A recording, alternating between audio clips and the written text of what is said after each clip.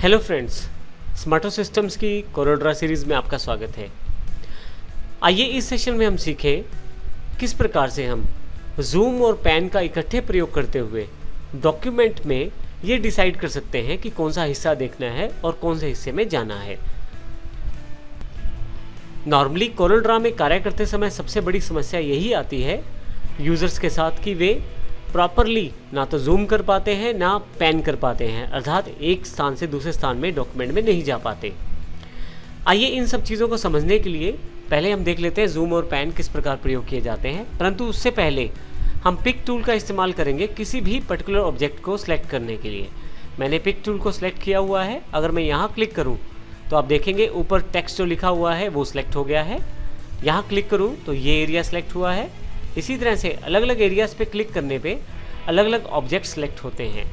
बाहर यदि मैं क्लिक कर दूं तो डिसलेक्शन हो जाता है, अर्थात जो सिलेक्शन है वो हट जाती है। तो आइए अब शुरू करते हैं जूम टूल से। सबसे पहले हम बात करते हैं जूम टूल क्या है। नॉर्मली आप किसी भी चीज़ को नज़दीक से देखना चाहते हैं तो आप जूम करके देख सकते हैं। जैसे मान लीजिए मुझे ये टेक्स्ट समझ नहीं आ रहा तो मैं माउस को स्क्रॉल करते हुए जूम कर सकता हूँ इस टेक्स्ट को। आप माउस के स्क्रॉलर का यूज़ कर सकते हैं सिंपली जूम करने के लिए, और स्क्रॉल बार्स का प्रयोग कर सकते हैं लेफ़्ट राइट या ऊपर नीचे मूव करने के लिए। तो यहाँ मैं जूम करके देख सकता हूँ उस पूरे टेक्स्ट को।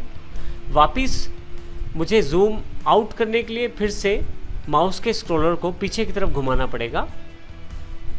तो इस तरह से सबसे आसान तरीका है जूम करने का, माउस का स्क्रॉलर आगे की तरफ घुमाते हुए आप जूम इन कर सकते हैं किसी भी ऑब्जेक्ट या किसी भी साइट पे, और पीछे की तरफ घुमाते हुए आप जूम आउट कर सकते हैं। हम यहाँ पे इस सेशन की जानकारी इसलिए ले रहे हैं ताकि हम आसानी से बाकी सभी टूल्स को समझ पाएँ, क्योंकि सभी टूल्स में जूम और पैन का प्रयोग बहुत ज़्यादा रहता है। तो इसलिए हम इस सेशन को पहले से ही सीखना चाहते हैं। आइए अब हम देखते हैं किस प्रकार हम दूसरे तरीके से इन सब चीज़ों को सिलेक्ट कर सकते हैं। सबसे पहले यदि हम बात करें F3 की, यदि मैं F3 सेलेक्ट कर लूँ तो जूम आउट होना शुरू हो जाएगा कुछ इस तरह से। एक पर्टिकुलर लेवल पर जाकर आपके पास एक एरर भी आ सकता है, जैसे मेरे पास यहाँ पे आ गया है कि इससे ज़्यादा जूम आउट नहीं हो सकता। मैं फाइनली इसे ओके कर देता हूँ।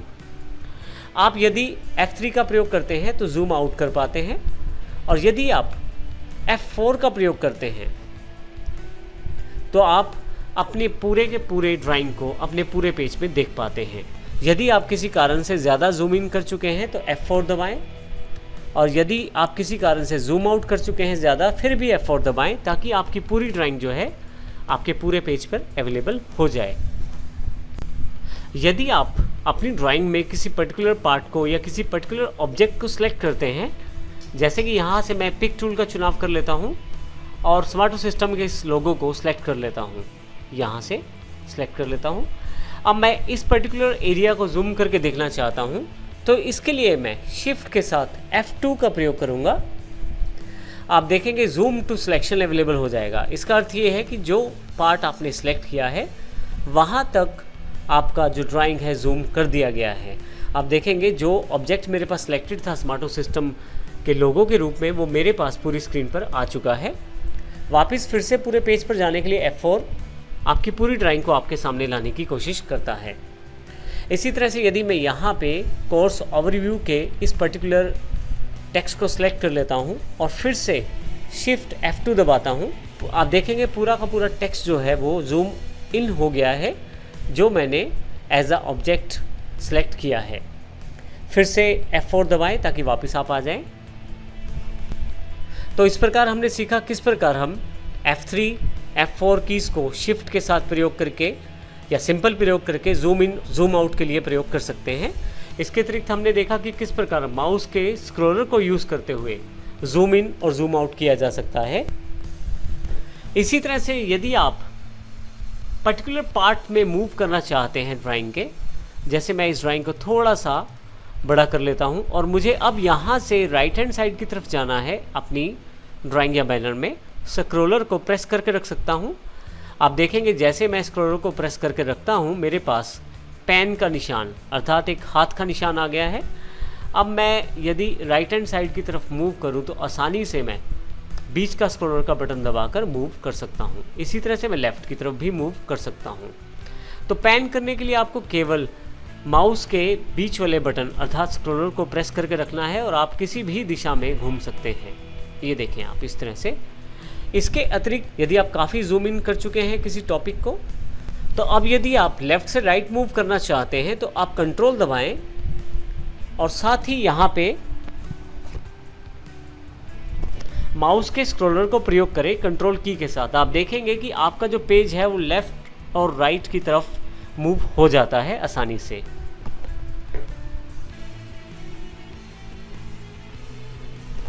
स्क्रॉलर ऊपर की तरफ घुमाने पे आप लेफ़्ट साइड की तरफ आते हैं और नीचे की तरफ घुमाने पर आप राइट हैंड साइड की तरफ आते हैं, यदि आप कीबोर्ड पे कंट्रोल की को साथ में दबाकर रखते हैं।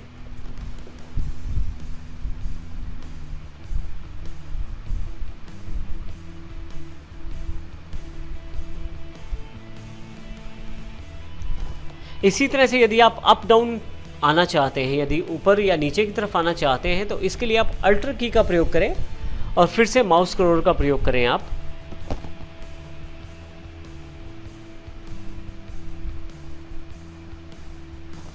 आप देखेंगे आसानी से आप ऊपर या नीचे की तरफ आ सकते हैं। तो इस प्रकार हम इसका प्रयोग कर सकते हैं माउस के साथ, कंट्रोल और अल्टर की के साथ। कंट्रोल का प्रयोग करने के साथ हम लेफ़्ट से राइट की तरफ मूव करते हैं स्क्रॉलर के साथ, और यदि अल्टर का प्रयोग करते हैं तो अप और डाउन की तरफ मूव कर सकते हैं स्क्रॉलर के साथ। इसी तरह से आपके पास यहाँ पे एक ऑप्शन अवेलेबल और है नैनो प्रीव्यू के रूप में। यहाँ पे यदि आप देखें तो एक छोटा सा नैनो प्रीव्यू का आइकॉन अवेलेबल है बिल्कुल नीचे की तरफ। यदि मैं इस पर क्लिक करूँ और माउस को दबा के रखूँ लेफ़्ट क्लिक को, अब मैं प्रीव्यू के जिस पार्ट पे माउस लेकर जाता हूँ उस पर्टिकुलर पार्ट पे मेरे पास जूम दिखाया जा रहा है। जैसे मैं इस पर्टिकुलर पिरामिड पे जाना चाहता हूँ, सिलेक्ट करके छोड़ देता हूँ, तो मेरे पास ये पर्टिकुलर पार्ट जो है वो जूम होकर अवेलेबल हो जाएगा, वो पैन होकर अवेलेबल हो जाएगा। और इसी तरह से मैं यहाँ भी आ सकता हूँ। तो नैनो प्रीव्यू आपकी हेल्प करता है जिससे आप आसानी से अपने पूरे डॉक्यूमेंट को देखते हुए आसानी से मूव कर सकते हैं। तो इस प्रकार आप इन सभी टूल्स का प्रयोग करते हुए आसानी से अपनी ड्राइंग को आसानी से बना सकते हैं और मूव करते हुए उन सभी बारीकियों को जान सकते हैं जिन बारीकियों पे आप काम करना चाहते हैं अपनी ड्राइंग में। धन्यवाद।